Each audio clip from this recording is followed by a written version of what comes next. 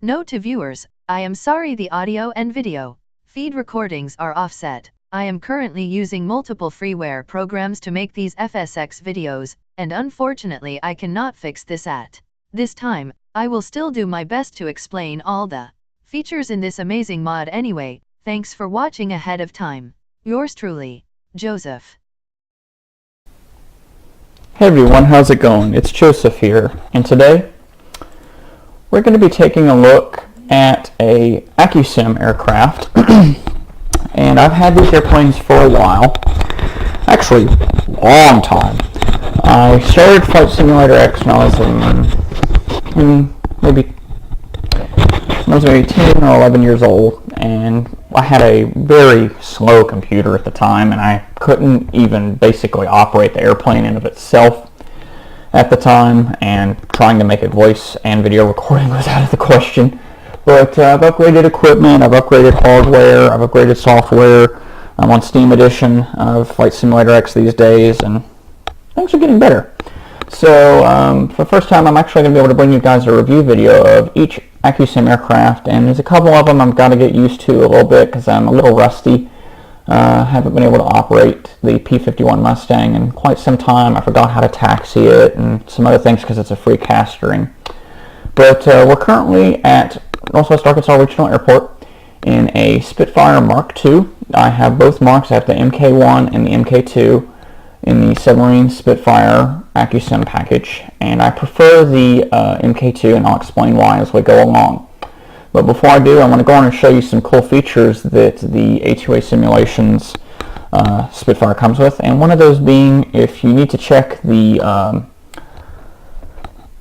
make sure the spark plugs are unfouled, you can have the ground crew hold the airplane down by clicking hold tail down to keep the plane from prop striking, like the plane tipping over and striking its prop.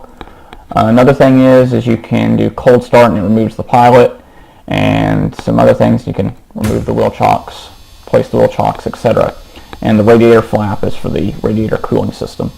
So the other thing is in the maintenance hangar, if I move the box out of the way here, and it's going to make it look a little weird, sorry, but right now it's a counter-rotating 3-blade prop. I can click on this prop in the hangar and it changes it to a wood 2-blade prop, but I prefer the 3-blade because it gives better mobility and it can rotate quicker, giving me more airspeed. Another thing you can do is open the engine bay and check all your components, starter, hydraulic pump, etc., and you can even perform a compression check. So got all good cylinders. The plane's basically brand new because I just installed it in this sim. And let's go on and hop in the airplane and we'll start it up and we'll take it for a flight. So first thing you want to do, move it up till that switch clicks on, so you have electrical power. Close the cabin. You'll want to open the radiator flap to full open. In this box here is your map, so you can click that and it'll open your map up. And you can also close it if I were to reduce the size. So you heard the fold up of the map there a second ago, but you can use it as a mini map if you wanted to see where you're at. We're at X and A right now, so it's pretty neat. This has a hydraulic and pneumatic air system. So what that means is for the airplane's landing gear, it's hydraulic. For the flaps, it's air. Now I'm using headphones here, and I've turned the volume down to try to make sure you guys can hear me when we're in flight, because I'm going to make sure it's not too loud to where you won't be able to hear me. Now, right now the air tanks are completely empty. So these two gauges over here where it's got the oxygen level and pneumatic air pressure, they're both empty. So in order to fill the airplane up with compressed air, you press Shift 4. We're going to bring up this. We'll unload the ammunition because we're not going to need that today. And we're going to hit air. It's going to fill up the air tanks. We're in fall, so we can do 100 octane fuel and normal grade oil. So this aircraft uses a cartridge starter. So let's go on and load a cartridge starter shell and turn on the fuel. Mags, and I'll test the brakes by releasing them real quick. We'll turn the rudder. Check both setups here. Perfect. And we'll apply the brakes. Set parking brake. So, to start the airplane, climb it 3 times. You can flood it, so we'll just do 3 pumps. It usually gets it to start.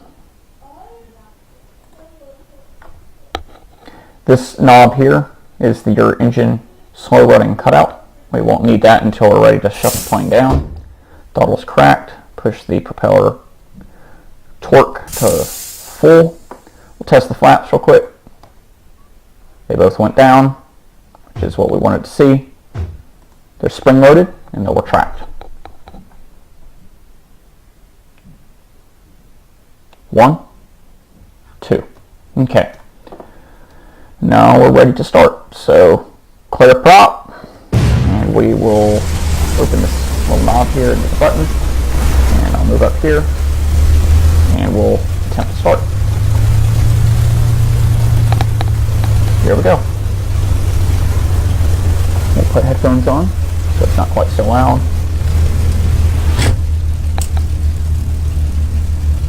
And we'll close the canopy. Turn the gun sight on. We're ready to go.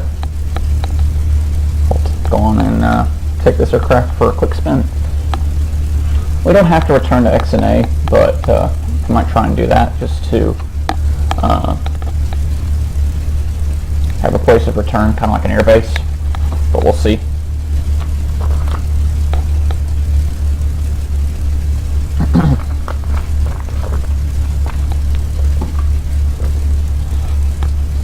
I'll also show you guys the differences between the MK1 and the MK2 once we return. I'm going to turn the nav lights on by using the cheat portal. We'll do position, and cockpit lights can be turned on because it's morning.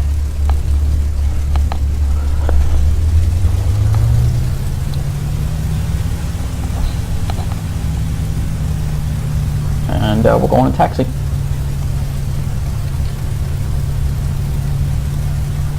Yeah, it's going to spit a little bit of backfiring because the mixture is kind of rich, but that's normal. Just fouling the spark plugs a little tad much.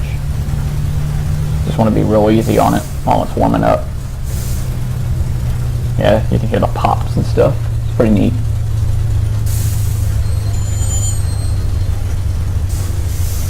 I also have AccuFuel installed, and I'll make a review video on that type of program in the near future. So that'll be another product to test out soon.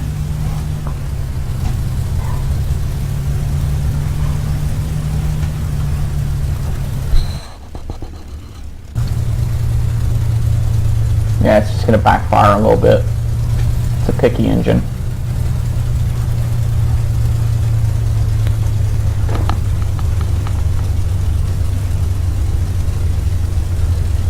I just want to keep an eye on that coolant temperature gauge and make sure it's not getting too hot. We'll be getting off into the air here soon, so it's a cool morning, so it shouldn't be too much of a worry. Now, if it was the summertime, you definitely want to make sure you keep an eye on that temperature gauge. But today shouldn't be too bad.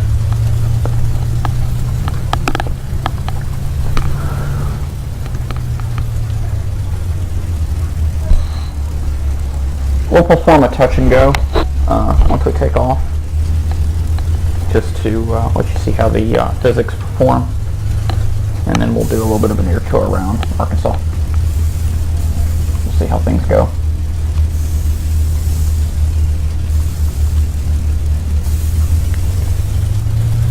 Yeah, the doll's cracked, so we're good there.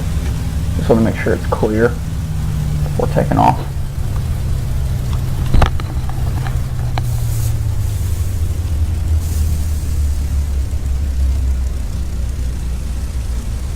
And actually, before we take off, I'm going to set the parking brake. I'm going to have the gentleman come out and hold the wing tail down. we're going to clear the clear points, throw it up.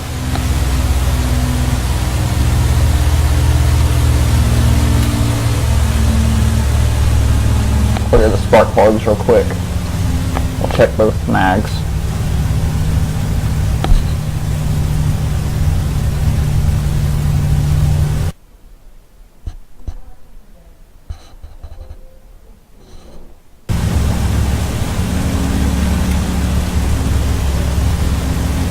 Okay, so the reason that happened is I'm running low on recording space.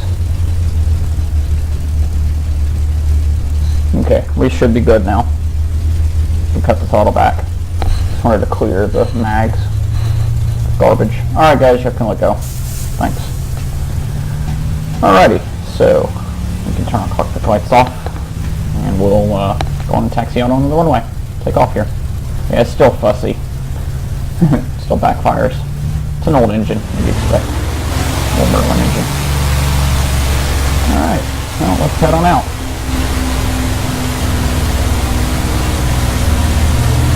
Turn the volume down. Goodness, we're operating at a low volume. Crazy. I just want to make sure you guys can hear me. Okay, gears coming up.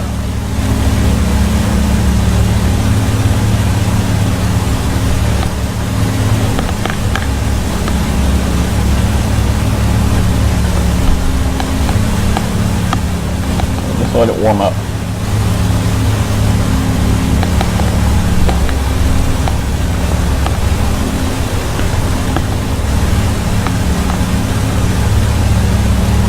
I'll do a bit of a circle around the airport first. A2c will probably contact us soon, let us know we can do our touch and go.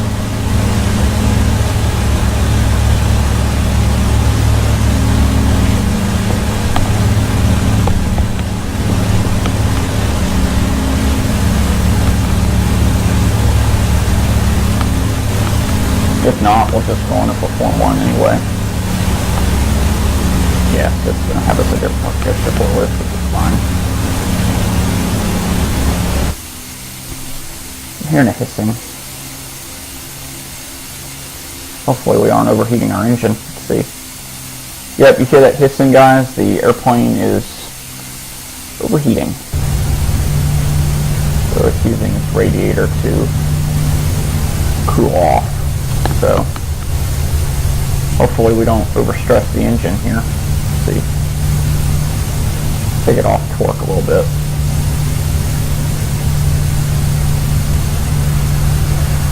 Yep, so that's what's happened. But it's fine. We'll get some air moving to that radiator and cool it off. Should stop soon. Uh-oh.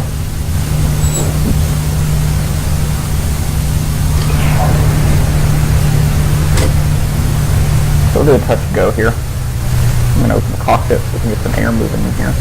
Get that window defrosted. Do a quick touch and go. And then we'll explore. Yep, so it's real smooth.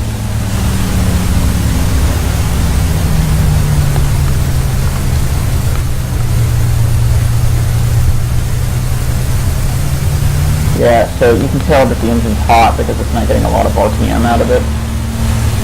So I'm not getting a lot of torque out of it.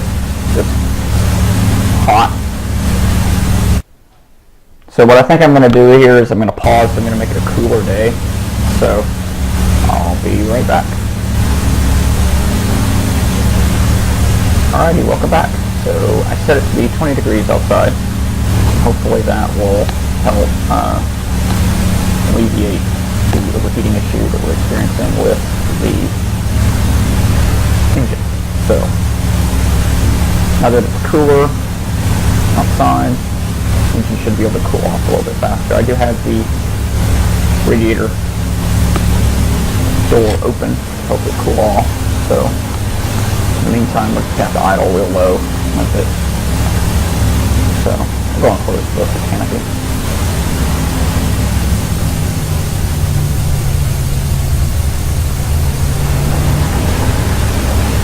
But yeah, that's what happens when you run the temperature too high. So I think I'm going to have to climb up a little bit. Get to a cooler altitude, and I'm going to have to blow some air through it. So let me down my oxygen mask here.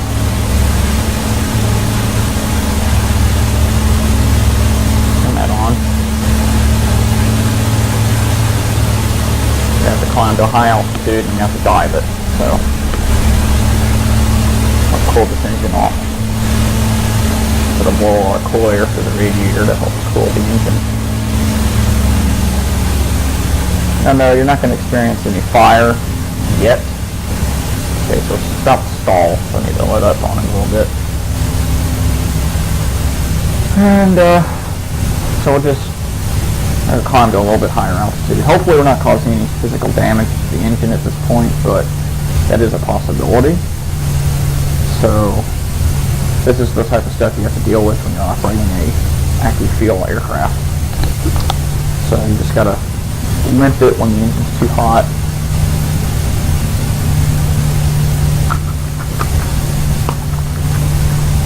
And at this point, I think we're just gonna have to make a landing at a airfield and turn it off, let it cool off, and then we can take off again after a little bit after it cools off. So we at least got it out of X&A. Yep, it's starting to cut out on us. With our fouling spark plugs, we got cooling issues. So we got to get this thing down before it stalls on us. Yep, engine's cutting. Oh, come on, baby. Yeah, it's not happy. It's going to cut out. So let's go in and make a landing here. We got enough speed, we can make a landing here at this airstrip.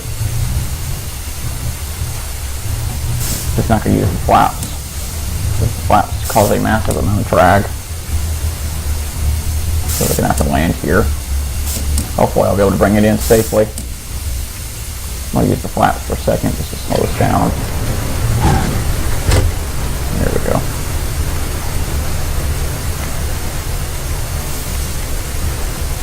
Should be good. Open the cockpit. Yeah, I know you're hot, girl. Whoa! Hit that landing gear a little hard, didn't we? Yes, we did. Yep, it's going to skid. This happens periodically when you over-torque the gear. So, oh, goodness. We just really screwed up there, didn't we? Yes, we did. So, gear came back out, so that's good, but we damaged our prop in the process. Yep, so we did some massive damage to the engine. We damaged our right gear. Yep, so we'll fix the gear. And we got a pneumatic air leak. Our coolant has completely lost. And we've got an oil leak, so we did some pretty extensive damage to this poor airplane. Yeah, we scored all the cylinders. Goodness, we really did some damage to this poor Spitfire. That's what happens when you take your sweet time getting out of the airfield. So you gotta learn to fire it up and get out of there as quick as possible. Poor thing. So we're gonna let this bird cool off.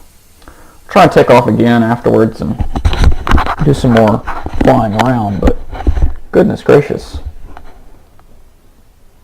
Wow, we had some, look at that, we got sparks coming out of that. Wow.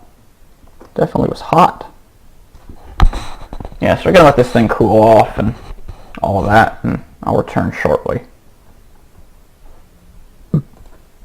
Guys, welcome back. So it's been about 30 minutes in game time, which is about 5-6 minutes here. Just me sitting, enjoyed a little bit of my bai juice. It's a very tasty drink. Just finished it. Another one in the fridge. So it's cooled off a little bit. Let's check our temperature here.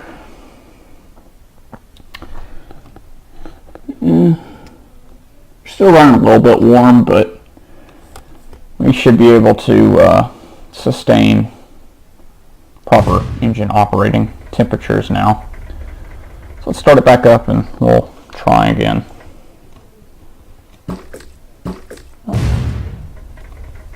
Well, she's being stubborn. Cartridge starter. Yeah, actually her top tank is out. I'm trying to retrieve fuel from top the tank. Let's fill it up a little bit with gas. Give it a shot. Come on, sweetheart. There we go. It was out of fuel in the top tank. So, it's not one thing, it's another. Let's head on out and we'll try this again.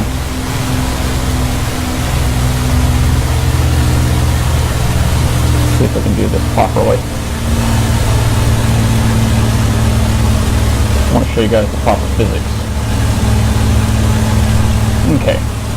We will take the MK1 out afterwards.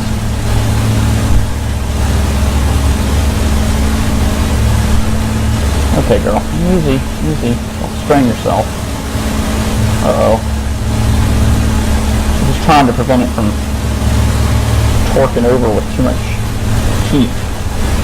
But evidently that's not helping. We may have to turn back, guys. Oh, we're not going to have enough altitude. Oh, oh, oh, oh.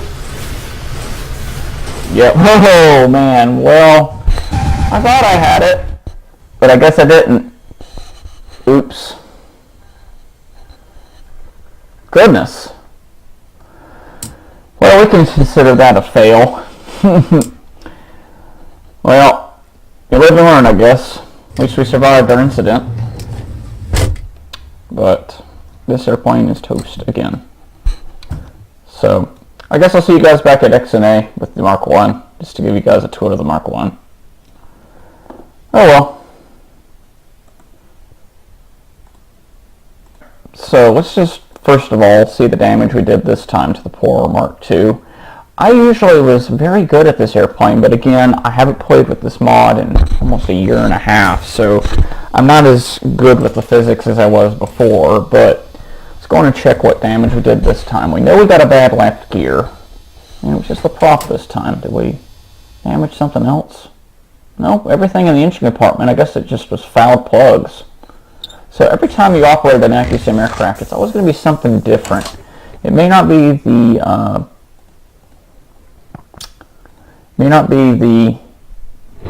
heater, the radiator. It could be something else. It could be spark plugs. It could be the magnetos. You never know. It's always an experience to try and figure out, what happened with these airplanes. But I'm going to go on and grab the Mark 1 and we'll take a peek at that. I'm going to see if I can operate it, but the Mark 1 has some quirks on it that I particularly try to avoid, speaking of. So like I showed you in this airplane, I'll go and jump back in the cockpit here. This has a automatic landing gear. It uses pneumatic system to raise the landing gear. In the Mark 1, that is not an option. It's a hand crank landing gear system. So it's a very tedious thing to raise the landing gear because you've got to first set the knob to up, and then you have to use a handle to wrench it up. And it takes a lot of work to get that landing gear up, but I'll go on and pull the Mark 1 out here and we'll take a peek at it anyway. So I'll be right back. Okay, so here's the Mark 1. As you see, it just loaded in. And so other than, you notice it's got the wood prop. I leave the wood prop on the Mark 1s. It has a couple of other features that the MK2 does not have. One being that the canopy, instead of having the bubble top, it can have a flat top. And you can also do the 3-blade prop, but I typically leave it with the wood one because it's an older design. Engine's basically the same, still the Rolls-Royce Merlin. But in the interior, that's where things get different, at least for the landing gear design. So you saw the other one, how the landing gear is assembled. This one, it uses a hand crank to raise or lower. So you got to set it to raise, and then I have to press Control G to raise the landing gear. So other than that, it doesn't use a cartridge to start. We'll go on and fill it up with pneumatic air and oxygen. Get rid of the ammunition. Everything's set fine there. Won't mess with any of that. The radiator is open. And we'll give this one a try and see if we can get it to start. So open the lock for the primer, turn the fuel on, We'll give it 3 shots. This one uses a starter like you would find in your car. And it can be a pain to get to start at times. I've had many failed attempts at trying to start this airplane.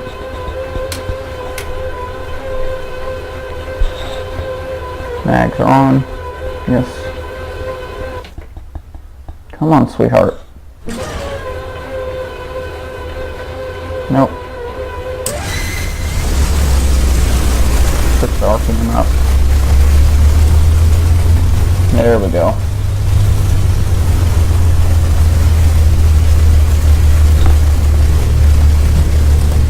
So we're going to try and get this thing out of here quick so as to prevent that radiator from reaching a high temperature quickly, because we know what happened last time and I'm going to try and avoid that from happening again.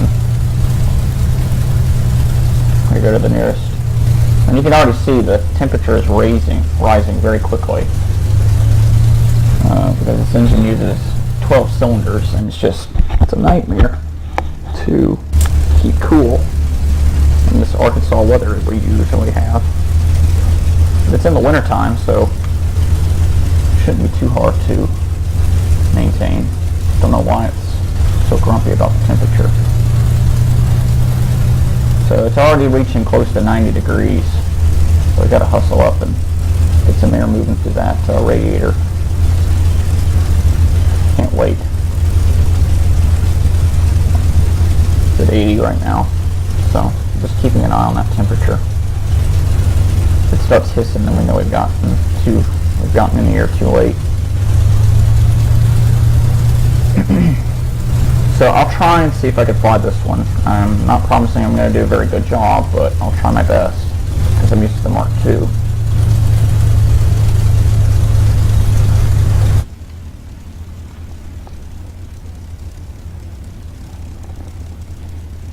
So we'll see if I can get it off the ground in one piece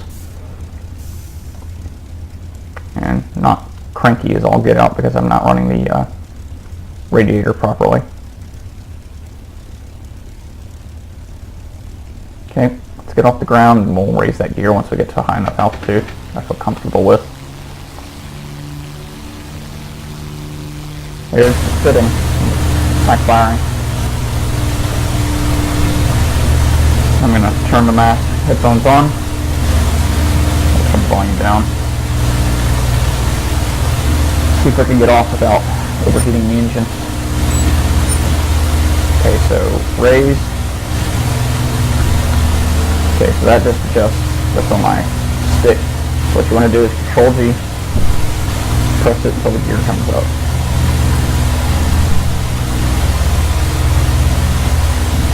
It's slow, but it works. Now I'll show you what I'm doing outside, if it'll still let me do it. So what I'm doing in Control G, I'm just slowly cranking that gear up. Oh, I pressed the wrong button. So there you go. So you can see the gear is now up. And it should say up in the cockpit. There it is. Perfect. We'll turn the gun sight on. Now that we're in here. So that's pretty much how you operate the MK1. It's not much different, but it's a little more tedious and can get complicated if you're trying to make a fast landing like we did with the Mark II and our engine was overheating. So I can cut back now that I've made it up. I'll try and keep that engine from overheating.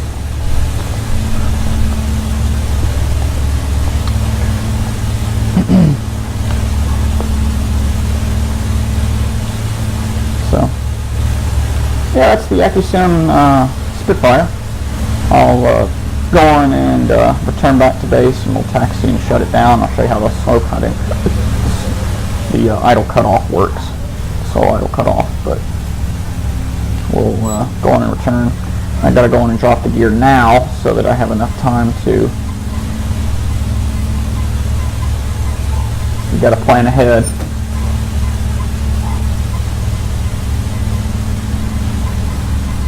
Come on, baby. Drop your gear. Oh, and I put it back up, darn it. See, that's the funny part. Sometimes you think you're rolling the gear when you're actually raising it. It's because you got to hold the control key and you have to press the G key at the same time.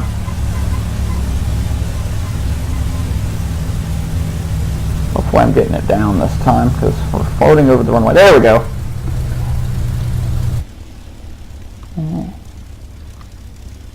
Hearing that hissing again?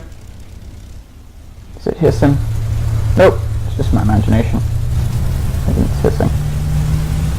Just wanted to make sure. It's doing good this time. Good. So, we'll go on and cut this video feed and we'll start the next one. Here we go.